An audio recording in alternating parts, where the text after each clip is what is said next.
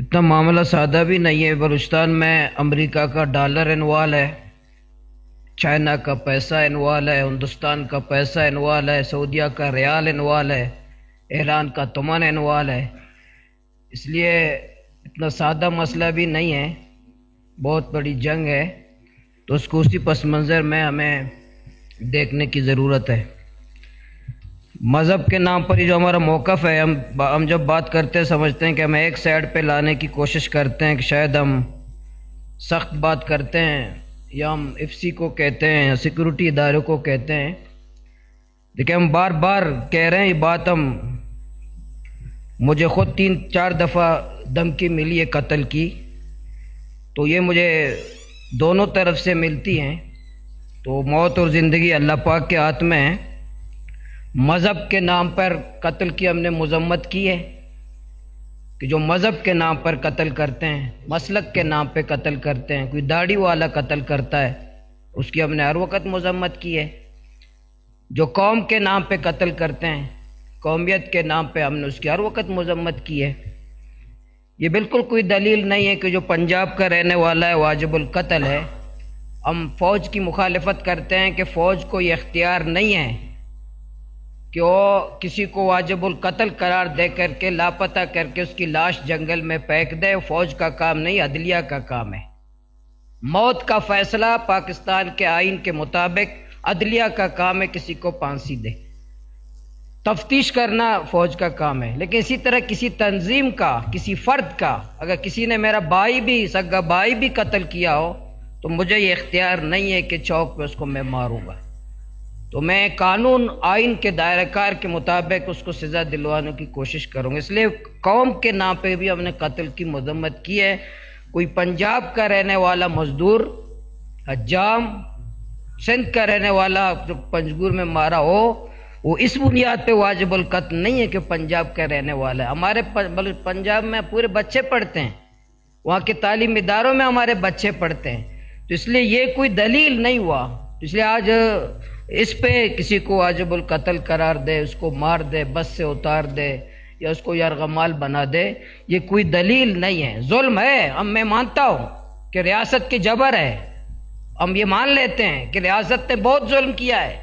ये हम मान लेते हैं रियासत ने हमारे बच्चे लापता किए। हम ये मान लेते हैं हमारे ख़वातीन बेइज्जत की। हम मान लेते हैं मुझ जैसे की माँ महफूज नहीं, हम मान लेते हैं। लेकिन कसूरवार पंजाब का पंजाबी नहीं है, सिंध का मजदूर नहीं है, कोई दिहाड़ी देने वाला मजदूर नहीं है, कोई ब्लॉक बनाने वाला नहीं है।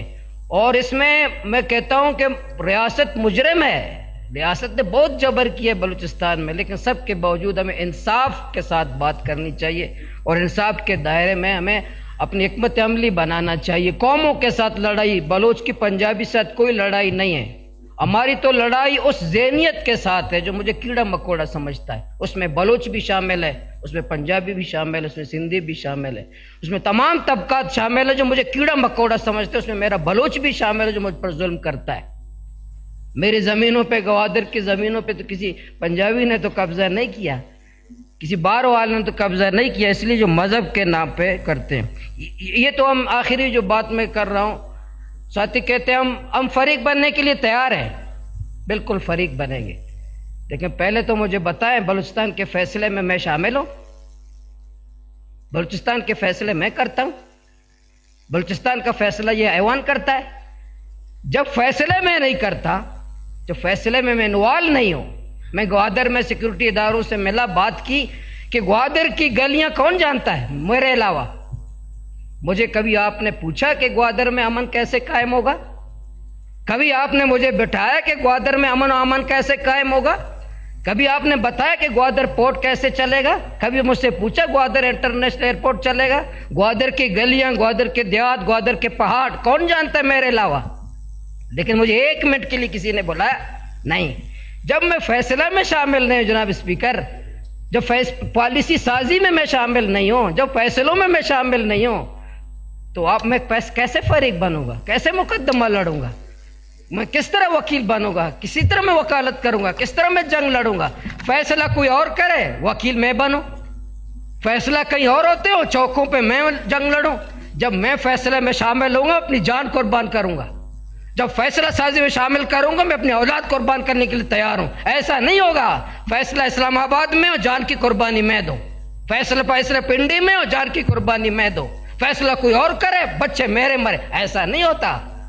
जब तक ये ऐवान, ये काबीना और बलूचिस्तान वाले जो फैसला करेंगे फिर हम कुर्बानी देंगे, फिर अपनी सरजमीन की हिफाजत करेंगे, फिर हम जंग लड़ेंगे अपनी कौम की सरजमीन की। इसलिए मैंने अभी तजवीज़ भी दी है, तहरीरी भी तमाम के टेबल में रखें। बिल्कुल जावेद साहब ने कहा, मुझे तशवीश जनाब स्पीकर, बुनियादी जो तशवीश है ये हालात ये सही हो जाएंगे कल इंशाल्लाह। मुझे अल्लाह की ज़ात पे यकीन है, जुल्म नहीं चलता, कुफर का निज़ाम चल सकता है, जुल्म का निज़ाम नहीं चल सकता।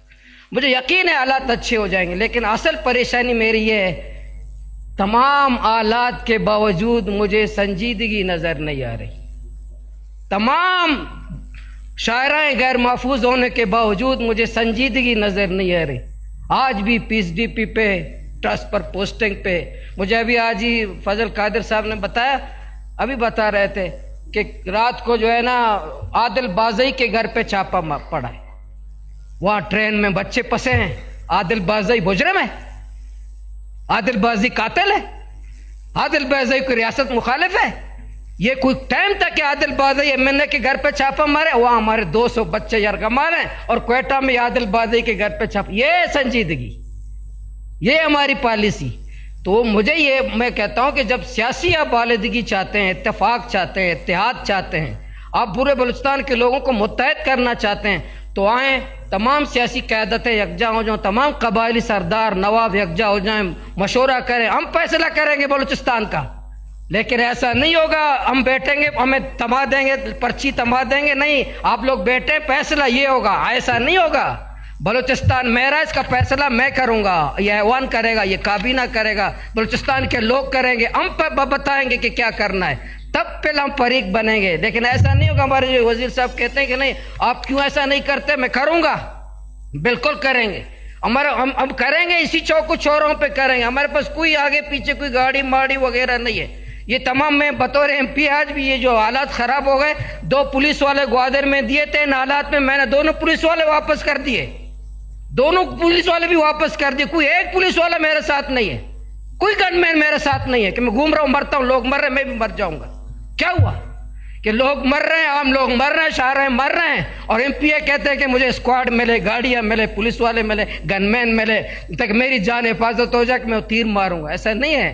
तो इसलिए मैं, ऐसा नहीं है कि ये बातें करें कल खौफ के मारे करेंगे, मैंने कभी खौफ के मारे, मौत और जिंदगी अल्लाह के हाथ में। मैं इसी के खिलाफ बात करता हूं तो इसलिए करता हूं कि रियासत मान जैसी होती है, अगर बेटा नाफरमान उसको गले लगाओ, उसका माथा चूमो, उसको गले लगाओ, मोहब्बत की जुबान में बात करो, गाली की जुबान में बात मत करो, गोली की जुबान में बात मत करो। जो मुजरिम है उसके साथ मुजरिम जैसा सुलूक करो। जो डेथ स्क्वाड है, मुझे बताए ज़ेरी में उस बच्ची को जो अगवा किया गया, बच्ची को, वो बीएलए वाला था, मुसल्लह तहरीक का था, वो बीएलएफ का था।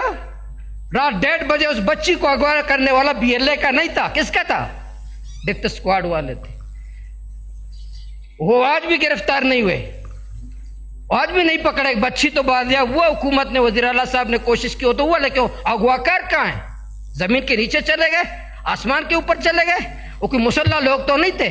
रात 1:30 बजे जब हमारी बच्ची डेथ स्क्वाड के हाथों महफूज नहीं है, तो इसलिए मैं आखिर में फिर हुकूमत से कहता हूँ, खुदा जैसे आज जावेद ने हाथ जोड़ा, एक हाथ जोड़ना काफ़ी है, तो हुकूमत आल पार्टीज तलब करे, कबायली लोगों को तलब करे, उलमा किराम को तलब करे, नौजवानों को तलब करे, हम भरपूर साथ देंगे। लेकिन आखिर में कि फैसला हम करेंगे, अमल दरामद हम करेंगे। ऐसा नहीं होगा इस्लामाबाद और पिंडी वाले फैसला करें, अमल दरामद हम करें। Thank you